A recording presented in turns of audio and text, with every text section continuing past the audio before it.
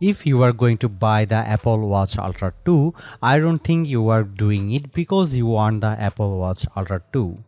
Chances are you want the Apple Watch Ultra, and the second generation version Apple just unveiled is simply the model that will be on shelves.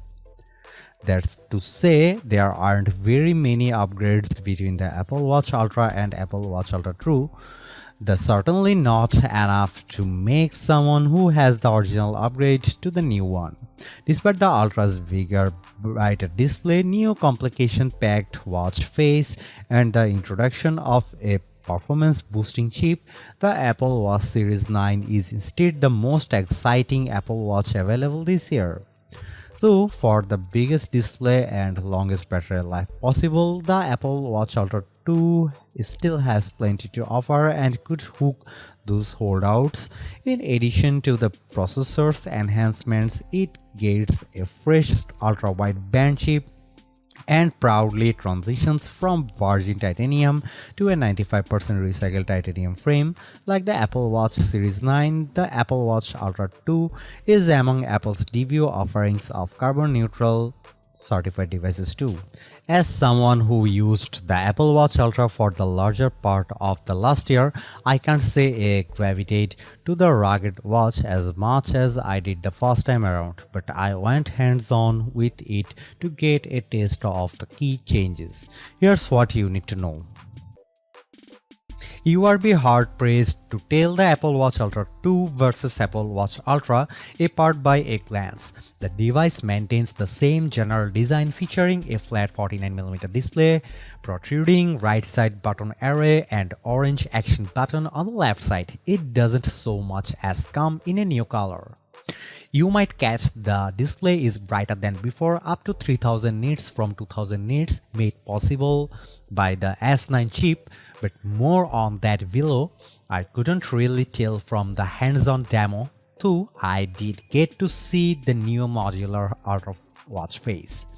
It's probably the most complication-rich Apple Watch face yet, I believe, more so than the Wayfinder face we saw debut with the first Apple Watch Ultra.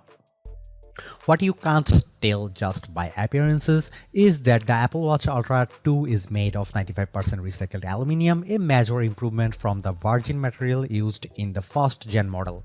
Apple has made a serious commitment to making all its devices carbon neutral by 2030, with the new Apple Watch family taking a major step in the direction.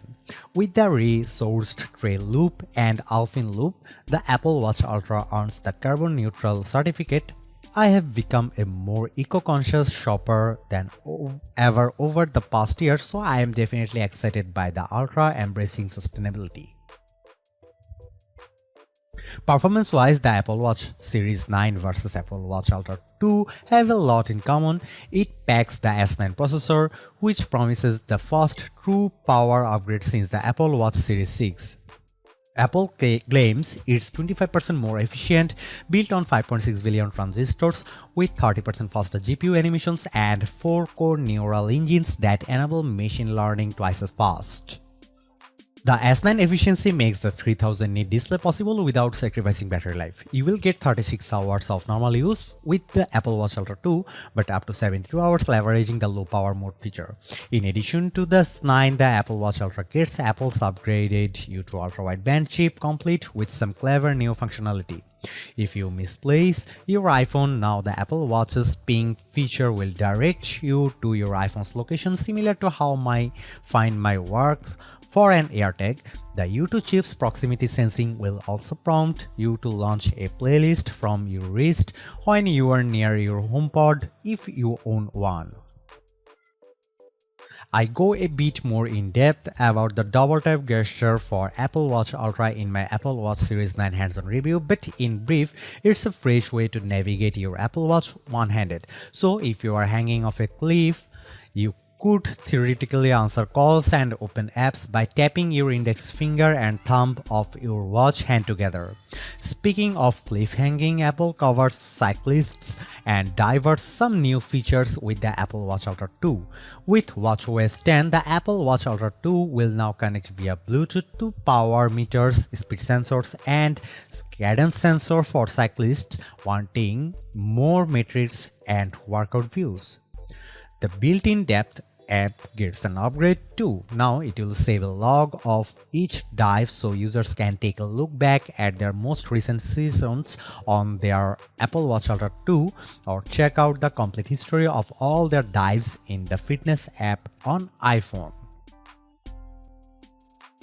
The Apple Watch Ultra 2 is overall a modest improvement over the original. I wouldn't be convinced as an Apple Watch Ultra user to change up for the new version, but it's definitely a welcome pick up for a first-time Ultra owner.